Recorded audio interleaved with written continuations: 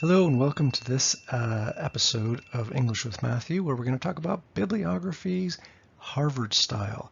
If you've maybe already looked at my video on citations in the Harvard style, you'll have discovered that Harvard is not very consistent from institution to institution. I'm going to show you how to do this the way we do it in my institution, but you need to check with yours and check the detail of their style sheet. So, a book in your bibliography will have these important characteristics. The author's last name followed by their first initial, full stop, and then brackets and the date. A couple things to notice about this. Notice no first name being spelled out there. That is because in the social sciences and education, in my field, the people that use Harvard style want to retain a kind of aura of objectivity, that this isn't about individual people and scholars, this is more about people getting on with the work of science. So we don't put their first name in, and we give the date as the very next thing, because we want science to be up to date. In other fields, like in English or people who use the Modern Language Association style sheet, they put the date at the end because, you know, we think Shakespeare is still fascinating even though he lived quite a long time ago. So name, date, then the title of the book. Notice it's not in italics, it's not capitalized, followed by what edition number it is, comma, separating all these, then the city of publication, comma, and the publisher. That's the layout. Okay. If you have two books by the same author that were published in the same year, then you distinguish those with the small case letter A and B, or C if they had three in one year. Okay, so you can see they're 2002A, 2002B. If there's a chapter within a book, you give the name of the chapter. So again, everything else is the same: last name, first initial, date, title of the chapter, and you follow that with in V. Beachy and E. Whiteleg, who are the editors of Women in Britain Today. Milton Keynes, that's the city. Open University Press is the publisher. And now we put page numbers in because it's only certain numbers of pages within that longer book. Okay. Well, you notice here the way I've got these entries laid out, that the name sticks out a bit further to the left and the subsequent lines are kind of squished in. That is called a hanging paragraph format, and it makes bibliographies a lot easier to read. I'm going to explain to you real quickly how to do that with your bibliography because it makes it look a little bit snazzier. Go up to the paragraph section of Word and hit the button in the lower right-hand corner that I've circled with the red there, and that brings you a paragraph window. Go into indentation and you'll see a kind of special option on the right-hand side that's a drop-down menu that opens up the word hanging. Select hanging and click OK.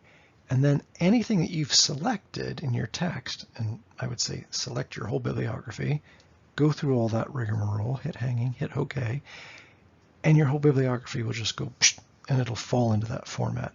And it makes it so much easier to find individual authors when it's laid out in that way. It's worth doing. Okay, moving on with different references. For a report that comes from an organization, well, if it has a named author, it all looks exactly the same, except the organization goes down as the publisher.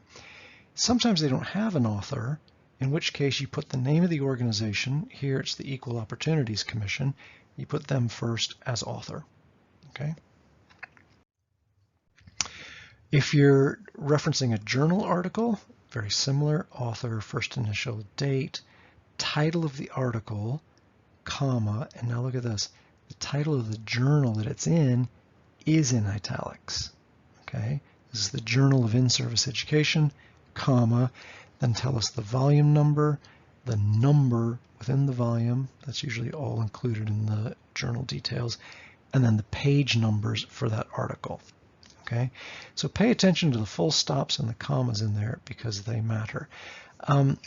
Another thing you can use is something called a digital object identifier. Some articles will offer these up to you as well, and that's a set of codings for usually for e-journal articles that you can add on to the end of entries, which if you put that code into a browser, it'll take you right to that article automatically.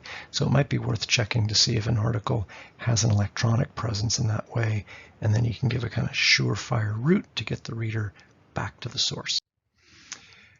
General internet sources, again, if there's an author, put them first. If there isn't an author, put the organization that published it first as the author. But here we have an author, M. Holland. The title, Harvard System Online. The city, the publisher, the university who's put it up, and then the URL address, available from, there's the address. And at the end, you put accessed and the last date you accessed that source, because the internet changes and you want your readership to know what version of it did you see and on what date. Okay, here we've got an eJournal article. Again, this might have a digital object identifier you could stick on at the end of this. But same thing, we've got surname, first initials, in this case there's 2 initials, date, title of the article, and then the journal title is in italics again. Okay. Here we've laid out the volume and number slightly differently. That's the number 6 and then brackets in the 15. Again, check with your local style sheet to say which way you're going to lay that out. But as long as you're consistent, either is normally going to be acceptable. And then it's available from, boom, here's where we tracked that down and we accessed it on 17th of June, 1996. Tells us the last date they were in there. Sometimes you might want to refer to something that someone has emailed you. If you get into a discussion with another academic, you can then put in their name as author and the date you received it and the subject and so forth, and then say that this came as an email to you with your address. It's a way of indicating personal communication in your bibliography. Couple things to remember about the overall layout of a bibliography. First of all, please do double space, as you should double space the entirety of your essay. It's so much easier to read and annotate if it's double spaced. This is really important. List all entries alphabetically. Don't group them according to types. You don't put all the journals here, all the books there. They are all by author alphabetically. In the Harvard style, don't ever give the first names of the authors, and be sure the date comes as the very next item in the bibliography. Please do use hanging paragraphs. And whatever you do, even if you get some detail wrong, at least be scrupulously consistent, because that shows you gave it some effort. Some don'ts. Don't use bullet points. I see this all the time, students who put every item next to a bullet point. Look in the books, the journal articles, you'll see it's never done. So don't use bullet points. Don't use a numbering system of any kind. This is an author date system of reference. There are no footnotes, there are no numbered references. It just doesn't happen. Don't do it, please. Don't leave out any source in your bibliography that you refer to in your essay. That drives lecturers crazy. When they see a reference, they go to the bibliography. It's just not there. Okay. Please don't misspell the names of authors. Okay. Never, I've had students try this. Don't fabricate a source. Because that is another type of academic dishonesty, but of course I wouldn't need to tell you that. And again, don't separate sources by type or genre. They are all lumped in together just by author alphabetically. Remember that the point of bibliographies is they should lead the reader directly and clearly back to the original source, just like breadcrumbs through a forest. They should lead us right back to where we want to go. Now, that's probably enough for you in bibliographies. That's enough for you to get your job done. Are you really fascinated by bibliographies? Do you want to know more? Then keep watching. I'll wait for people to click off at this point because you've heard enough. There's just a few more details and insights into how bibliographies work here if you're fascinated. Okay, so if you're not, go ahead and switch off. You have enough to get through your assignment now. Okay, what's the difference between a bibliography and a reference list? A reference list is the detailed list of references that are cited in your work. A bibliography is a bit more comprehensive. It might include background readings or other material that you may have read, but that aren't actually cited in the essay. Different courses may require just a reference list, just a bibliography, or both. it's better to check with your tutor first, and I'm taking some of this phrasing from the University of Birmingham online style guide that you can have a look at. Just go ahead and Google that. It's very helpful. So that's the thing. Some classes are really clear. I only want your references. Others are saying, I want a better sense of all the things you've read. Whenever you're laying something out, individual journals and institutions vary things a lot. I'm going to show you some examples of this. We're going to look at it like through a microscope here so you can see all the variety. I'm just saying, whatever you do, be consistent. So, and even my own guide here in my institution says as much. It says, look, there are a lot of different conventions, but make sure that whatever you adopt, you use consistently. Okay, so check with your local style sheet. Be consistent. Okay, so here's an example from my institution about how this entry would be done. Full stop, brackets 2001, title of the book, comma, 3rd edition, city, publisher. Now, that's the local version for me, okay? And we want to be consistent in using that. But look at all these different types of layouts that you find under Harvard style from different organizations. I got one from Australia, London, one from online UK essays, one from MIT. Look at the difference.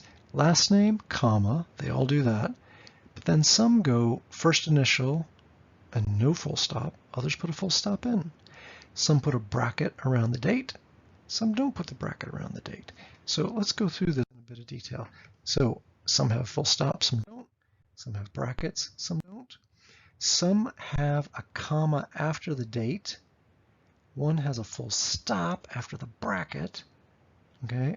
And another one doesn't have any punctuation before it goes into the title. Then, look at this. 3 of them put the title in italics, and 1 doesn't. None of them, interestingly enough, capitalize the words in the title, because some style sheets would insist that you do that. After that, 2 of them use commas after the title, 2 use full stops, okay? Then we go on, look at this. 3 put the city first, 2 put the city first, 2 put the press first and the city last. See what I'm saying? There's a lot of variety out there. Follow your local style sheet as best you can, and whatever you do, be consistent. This is actually another version that I generated from the library citation app on our library's web page, and you get a few more little variations in there as well. So I think I've made my point. They vary in the small detail, but the detail matters. Don't vary within your own entries. Be consistent. That's the library app version on top, and then that's my local institution's dissertation handbook version. So one puts a full stop after the initial, one doesn't, one italicizes the title, one doesn't, etc., etc. You take my point, I hope. Follow your local guidance and be consistent. Okay? Now the thing is, a sloppy bibliography, one that is inconsistent in and of itself, tells your lecturer, I don't really care that much, I'm just being careless. So do pay attention to the small detail. Thank you very much for sticking with me to the end, if you did, and joining me in the fight against sloppy bibliographies. I hope that was of some use to you, and I hope to see you again soon. Thank you.